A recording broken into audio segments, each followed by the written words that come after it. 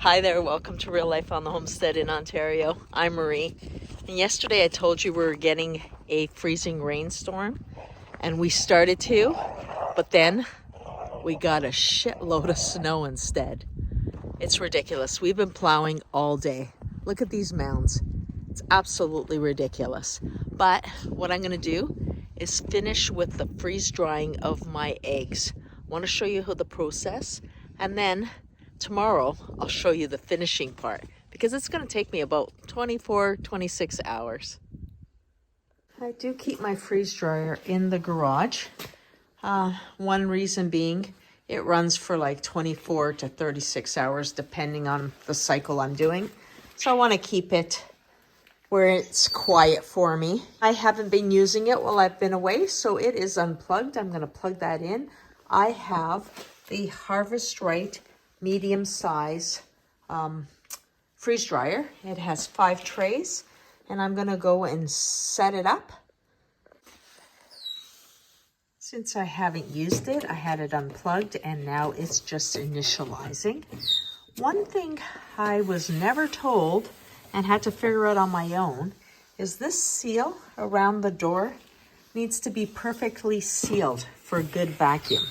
So instead of adjusting the door, which you can do, and I really don't want to play with things like that, I just go through and I bring the seal out as far as it will comfortably go.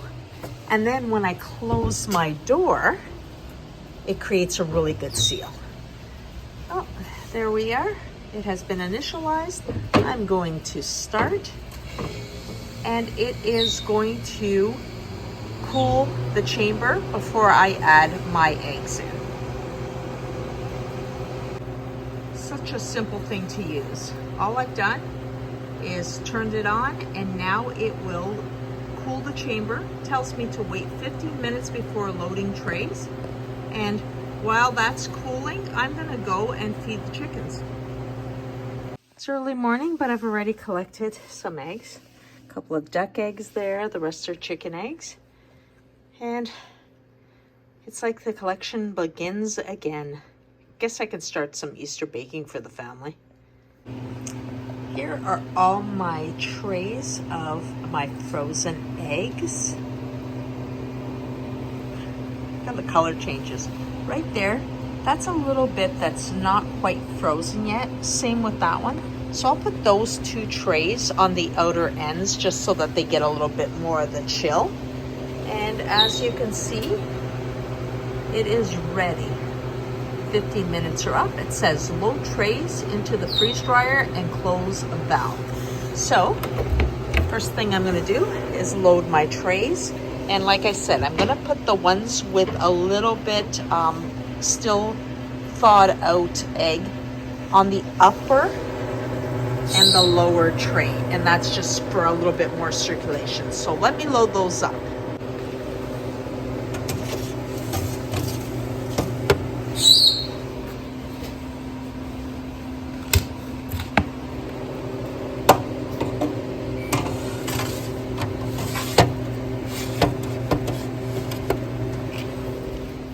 One final tray. Now these will take approximately 24 hours or so. There we go. Now, trick is I always pull the seal out a little bit just to make sure that when it closes tight, there's no issue. So I'm closing my door, and show you this because some people don't understand this. This is not closed. You gotta really engage it, and it pulls the door shut. And you see how that little black line goes around? I know the lighting in the back makes it hard, but that little band, as it vacuum seals, will get thicker. And then, as it says here, close your drain valve. Without the valve being closed, you will not get a vacuum seal. So now that is closed. That's my drain bucket. We don't need that right now. And I come here, simple enough, press continue. And now it will go through freezing, and from freezing to freeze drying and vacuuming. So simple. I know it's an expensive gadget, however, I get a lot of value out of it. And like I said, once it's done its 2-hour freezing, this here will get thicker. I'll come and show you afterward. For all those who are super curious about all the noise in the background all the time, this is Buddy. He's very loud. Do you want to say hello to everybody, Buddy? Say it again. You gonna say treats, please. You gotta say it clearly.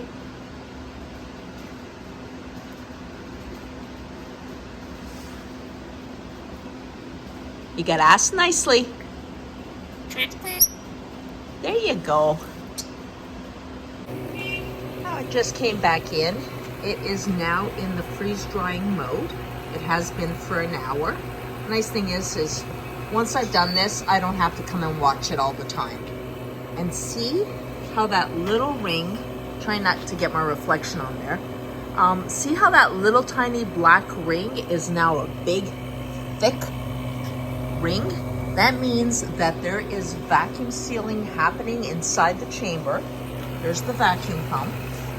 And this, if I tried to open this door, it would not open, because between the vacuum pump pulling the air and the valve being closed, this is like a chamber that has no air in there.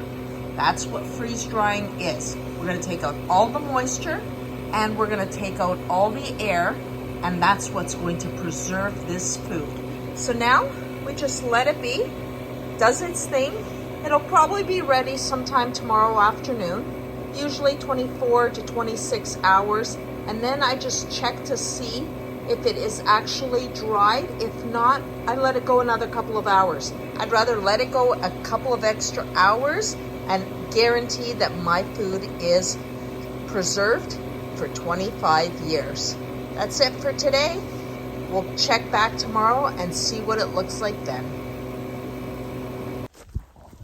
We go from snowstorm to ice storm. Look at this skating rink for the poor animals to walk around in. Guys, are you gonna make it? The ducks are out because they always like to come up for their water. They love to have a bath no matter what the weather is like. But look at this skating rink. This is my chicken yard. Most of the chickens are smart. They're inside for the day. And for me, I'm wearing my ice cleats because that bit of snow, we did clear it up, but now I'm working with ice everywhere.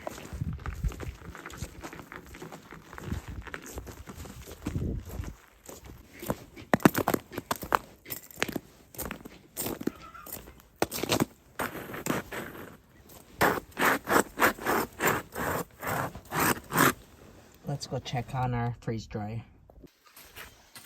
So just as I walk in the house, the power's gone off. Now what happens with the freeze dryer, and this is, I guess, a good learning lesson for you. What happens with the freeze dryer is when the power goes out and it kicks back on, it will continue from where it left off. Because the drying time was almost done, I am going to leave my valve closed. I'm not going to touch anything. Keep my door closed because that way it'll keep the cold in. I'm not sure if you can see it. Oh, it's very hard to see. But there is ice that forms around the chamber, so it will stay cold as long as I keep that door closed. Well, the power just came back on and just continued where it left off.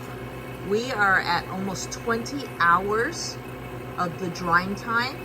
And from my experience, the eggs take about 24 to 26 hours.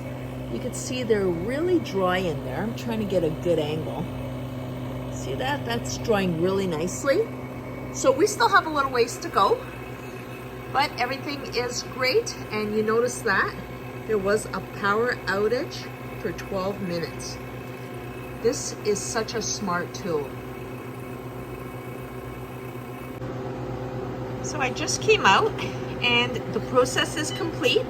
Took 28 hours. And I think that's because the power went out for a little while. And now what I'm going to do is open up my valve, release the pressure, and that will allow me to open up my door. Just popped open. So now I'm going to check one of my trays. And at this point, the trays have been warming. So if I feel any cool temperature, like underneath, then I know that we need to dry it longer. I'm just gonna check here. See that?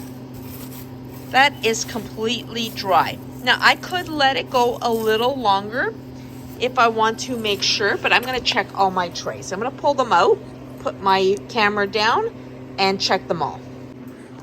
Now I have gone through all my trays and just literally flip them over and just see how dry they are. Now you can use a moisture meter. Another thing you can do is weigh your trays, put them back in, and then weigh them again and see if you've lost any weight. And if you've lost any weight, it means you're losing moisture.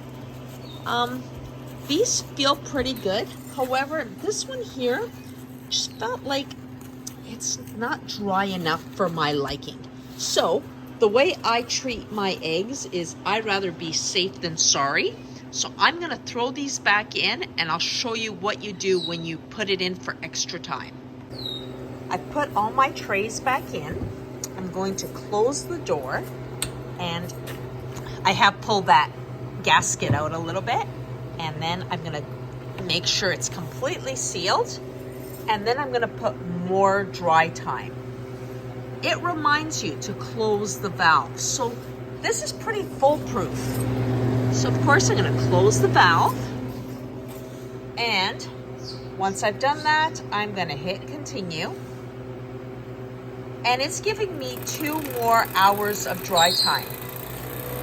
You can hear the pump creating the vacuum seal, and watch that ring is creating that nice tight seal again, and it will continue to dry. So I'm going to give it another 2 hours of drying time. Better safe than sorry, like I said. And that will be it. Then I'll show you how I powder up the eggs and how I can also reconstitute them and use them.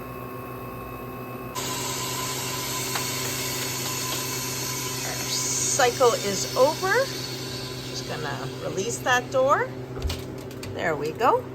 And now all I'm going to do is take my eggs, and I'm going to try to show you this holding the camera, now tripod.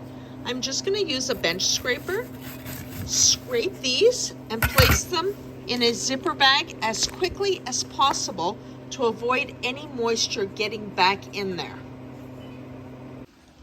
Now I am trying to work quickly.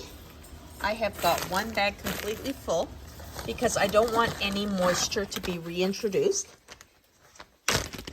And I'm doing this one-handed. Isn't this crazy? I don't know why I'm being so crazy, but I put the zipper bag like this. Yeah, it's hard to do with one hand. Put my zipper bag like this, and then I use my bench scraper to scrape everything into the bag. Now 5 trays has got me 2 of the large freezer bags, but I'm going to powder this up. This was just to make sure that no moisture gets into the product. Those trays will be washed, and I'm going to pull out the other trays that I have in the freezer because remember, I did 10 trays. So now I'm just waiting for my condenser to settle, and I'm going to run another cycle back to back. I find I can get 2 very comfortably without defrosting. Now I've loaded up my next set of trays, and Again, 24 to 26 hours, I will have another batch. Well, good morning. Excuse the kitchen mess, but I do want to get this video out to you. And I notice it's getting a little long, so I'm going to try to get through this really quick. But I brought in my freeze-dried eggs, as you watched me put into the bag. And then what I did is put them into the food processor and powdered them. The reason I do this is because I find it rehydrates a lot quicker. Now, what I've done, I do vacuum seal my jar, but what I've done is I've made a label, and on my label, I say 1 tablespoon of powder plus 1 tablespoon of water equals 1 egg, and then 1/4 cup equals 2 eggs. I do that just for myself so that I remember 1 cup equals 8 eggs, so I can do my math for recipes. And I find this is a great thing to do when in the winter I only get a few eggs from the chickens. I'll save those for hard-boiled eggs or fresh fried eggs or poached eggs, and then I'll use my powdered eggs for everything else, and it works really well. So let's rehydrate 1/4 cup, which is 2 eggs, and we're gonna fry them up because I want you to see how it turns out. I just wanna show you that I'm not super accurate with this. This is a heaping tablespoon, and this is 1/4 cup. So I'm just trying to get as accurate as possible. And let's get some. I'm just going to let this sit because I do want you to see the consistency. Just mix that up somewhat nicely. Now what I do with my mason jar is I vacuum seal these every time after I use it, because this way I'm taking the air out of it, which makes things last longer. These are the jars that I have on the go, so I just vacuum seal them.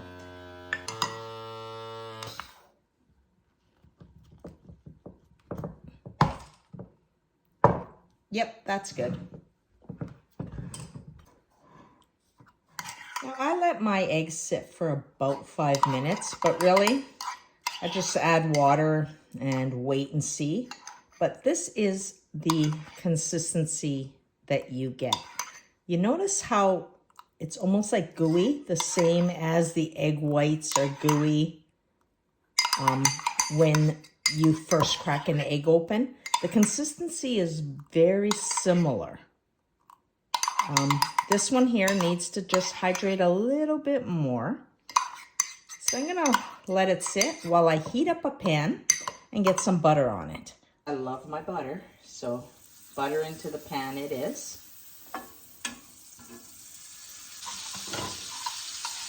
I'm taking my 1/4 cup, which is 2 eggs.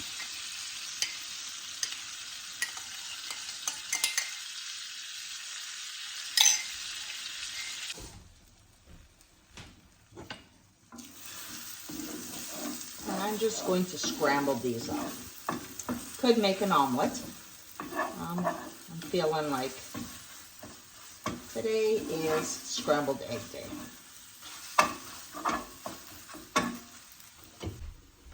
Of course, my salt, because love my salt. And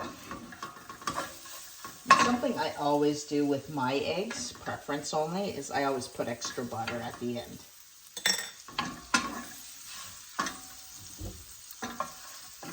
And that's it.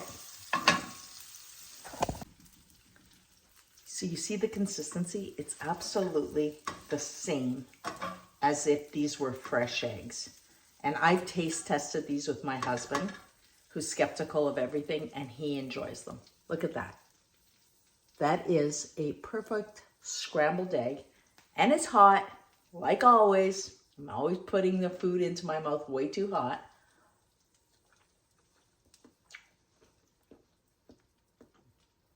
The taste, the texture is exactly the same. I really like freeze drying because when you do fresh eggs like this, there is no difference from a fresh egg. The other thing I do is I will split up the yolks and the whites, make egg white powder the exact same way, except just the egg white powder. Or I'll do the egg yolks and make just egg yolk powder. What do I use the egg yolk powder for? Things like making ice cream. I'll take a teaspoon in my egg yolk coffee, which I make regularly. So there's lots of options. Now, I like my eggs hot. And if you're interested in freeze drying and some other ways I use my freeze dryer, put it down in the comments section. I'm not an expert, but I can share with you what I've been doing. Go out, live your best life. Talk to you soon.